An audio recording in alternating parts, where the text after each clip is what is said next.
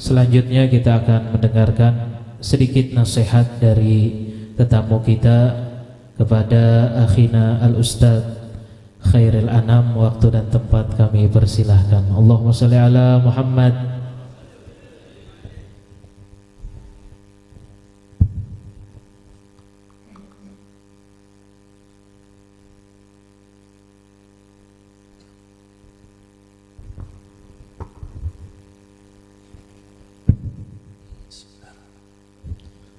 Assalamualaikum warahmatullahi wabarakatuh. Bismillah walhamdulillah, wassalatu wassalamu ala rasulillah Sayyidina Muhammad bin Abdullah wa ala alihi wa sahbihi wa man walah, wa la hawla wa la quwwata illa billah. Rabbi syrah li sadri wa yassir li amri wahlul 'uqdatam min lisani yafqahu qawli wa saddid lisani wahdi qalbi bihaqqi sayyidina Muhammad sallallahu alaihi wasallam. Dusturakum ya ahlad darki wa ya ahlal batin wa ya ahlan nawbati wa ya ahlan nur. Amma ba'd. Hadratil muhtaramin yang sama-sama kita muliakan, para cucu Rasulullah sallallahu alaihi wasallam, wabil khusus tamu mulia kita Al-Habib Ridha bin Uthman Al-Idrus. Semoga beliau senantiasa diberi kesehatan, panjang umur, bisa berdakwah, meneruskan dakwah daripada kakek beliau. Amin Allahumma.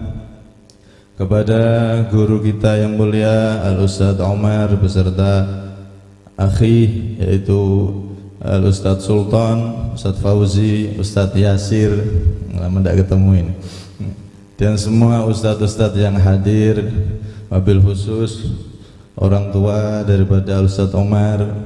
Semoga beliau-beliau semua diberi kesehatan zahir batin, panjang umur, dimudahkan segala urusannya dan diberkahi semua gerak-geriknya di dalam dakwah mengikuti para guru-guru beliau, wabil khusus Al-Habib Umar bin Muhammad bin Salim bin Hafid. Amin Allahumma. Hadirin hadirat yang dirahmati oleh Allah Subhanahu wa taala, tadi disebutkan oleh Ustadz Fauzi betapa kita semua itu jika beramal masih banyak hal-hal yang bisa membatalkan amal kita. Di antaranya tadi riya, pamer, belum ujub, bangga diri, dan seterusnya. Andaikan penyakit-penyakit hati itu dihitung satu persatu, maka tidak akan pernah bisa habis saking banyaknya. Lebih banyak daripada penyakit badan. Kalau penyakit badan mati, selesai, penyakitnya juga ikut mati. Akan tetapi kalau penyakit hati orang itu mati, maka akan tambah sengsara dan tersiksa. Na'udzubillah min.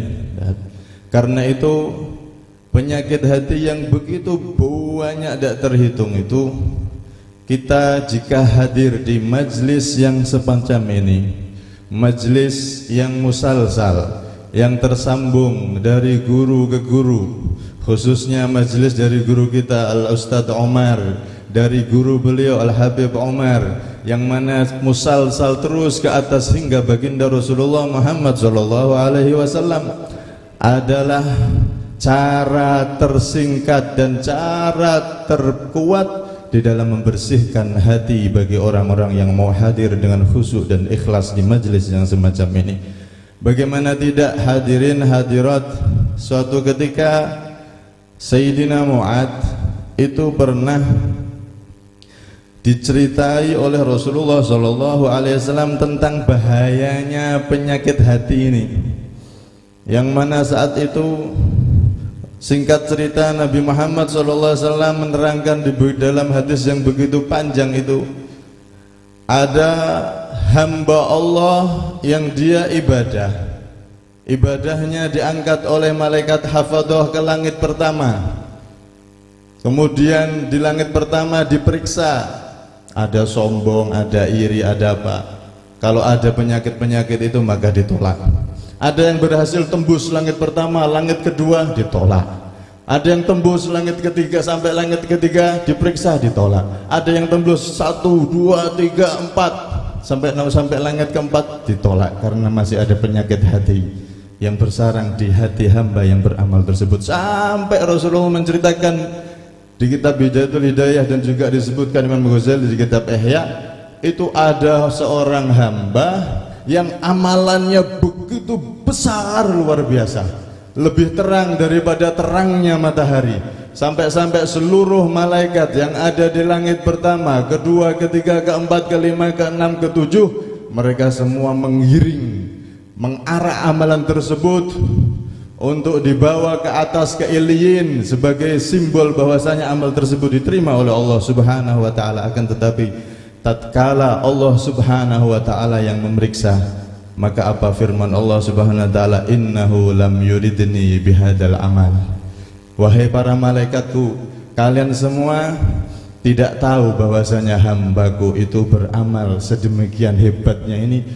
Yang dia inginkan bukan ridhoku, yang dia inginkan dari amalannya ini bukan mencari ridho dan pahala kedekatan kepadaku. Di hatinya masih ada penyakit-penyakit hati, maka lempar amalan ini ke orang tersebut, fa'alaihi la'nati, aku melaknat orang tersebut. Na'udzubillah min dzalik. Sampai-sampai Sayyidina Mu'ad di akhir hadis itu menangis terseduh-seduh, dan beliau ketika meriwayatkan hadis ini pun menangis. Maka beliau mengatakan, ya Rasulullah, anta Rasulullah, kalau engkau wahai Nabi, engkau adalah utusan Allah, engkau kekasih Allah, pasti selamatnya. Tapi kaifa ana, bagaimana dengan aku? Aku seorang Mu'ad, orang biasa yang bukan Nabi, bukan Rasul.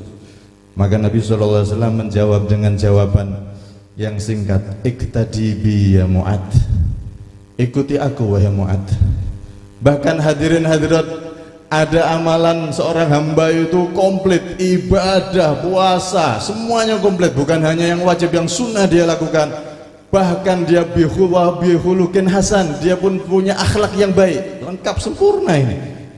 Punya ibadah yang hebat luar biasa, punya akhlak yang luar biasa bagusnya, tapi masih ditolak sama Allah. Sayyidina Mu'ad nangis, loh ini ya Rasulullah, ada orang punya amal, punya akhlak lengkap masih ditolak sama Allah. Maka Nabi ngomong, iqtadi bi ya Mu'ad, ikuti aku wahai Mu'ad. Wa in kana fi amalika naqsun, walaupun di dalam amalmu masih ada kekurangan. Maknanya apa hadirin? Ikuti aku. Loh, bukankah orang yang ibadah itu sudah ngikuti Nabi? Orang yang ibadah sholat fardu ya ngikuti Nabi. Orang yang ibadah sholat sunnah ya jelas ngikuti Nabi. Orang yang akhlaknya bagus ya jelas ngikuti Nabi. Kok masih nggak diterima sama Allah? Iqtadibi, ikuti aku wahai Mu'ad. Artinya apa hadirin? Ikuti Rasulullah dari jalurnya Rasulullah. Guru saya pernah mengatakan, la yasil ila hadratillah illa min hadratir rasul, wa la yasil ila hadratir rasul illa min hadratis syekh. Kata Al-Habib Taufik bin Abdul Qadir bin Husain Sigaf, semoga beliau panjang umur sehat wal afiat, beliau pernah mengatakan tidak akan pernah orang itu bisa sampai kepada Allah kecuali melalui pintunya, yaitu Muhammad Rasulullah. Allahumma shalli ala Muhammad. Dan tidak akan pernah orang itu sampai ke Rasulullah kecuali melalui pintunya, yaitu para guru yang menyambung hingga Rasulullah sallallahu alaihi wasallam. Ini pentingnya majelis yang semacam ini hadirin. Kalau kita mengandalkan amal kita seperti apa hadirin? Sholat kita 5 menit, yang khusyuk mungkin 1 detik hadirin, mungkin tidak ada 1 detik, setengah detik. Semuanya amalan kita banyak kekurangan, belum isi hati kita ini penuh dengan penyakit hadirin. Akan tetapi kalau kita punya sambungan dengan guru yang punya guru, punya guru hingga Rasulullah, maka kita akan mendapatkan syafaat daripada beliau-beliau semua. Sehingga kita sebetulnya tidak layak diterima oleh Allah, tapi ternyata kita murid dari beliau-beliau. Oh, ini muridnya si fulan, itu kekasih Allah, maka terima dia. Ibarat orang ditilang polisi hadirin. Oh, ini anaknya presiden, udah lewat. Oh, ini punya hubungan sama jenderal, udah lewat.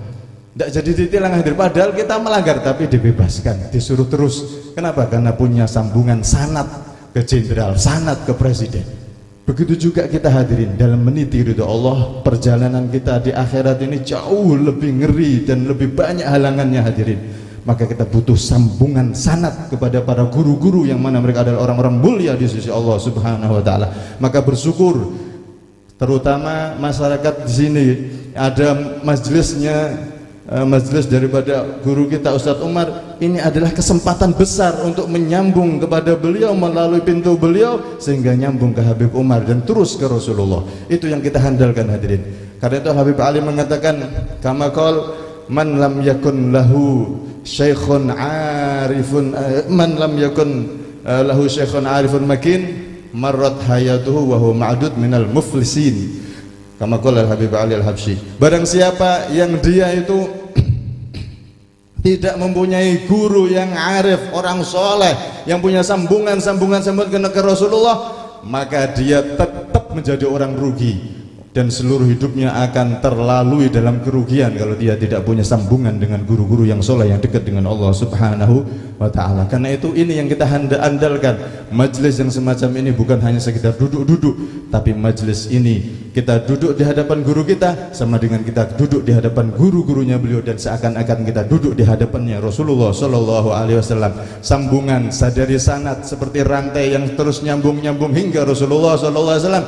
Ini yang kita andalkan hadirin. Kita tidak punya amal, kita tidak punya apa-apa. Yang kita punyai kalau kita bisa menyambung kepada guru-guru kita, kita ikut kepada guru-guru kita dan mendapatkan syafaat pertolongan daripada guru-guru kita yang mana mereka adalah orang-orang yang telah sampai kepada Allah Subhanahu wa taala, telah sampai kepada Rasulullah sallallahu alaihi wasallam. Semoga kita semua bisa benar-benar menyambung dengan guru-guru kita dan benar-benar kita termasuk orang-orang yang dibebas tanpa hisab.